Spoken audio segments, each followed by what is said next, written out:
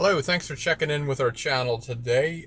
Today I want to show you our 2019 Mitsubishi Eclipse Cross and how to use the touchpad. As you would guess, it's fairly easy to use. However, some people may not exactly grasp it, so I'm just going to show you quickly. So you've got your home button, this is obviously your back button. This brings up your apps. This brings up your audio system. So it's pretty easy to use as far as that goes. And it'll display up here. So let's go back to the home button. And basically, if you stay within these lines, you're going to slide to the left there, or go back.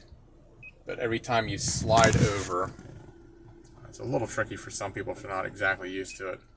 You just slide one time to the next menu. If you want to select something, you'll click on it, and there you are. Don't forget to subscribe to us for more tips. Thanks again.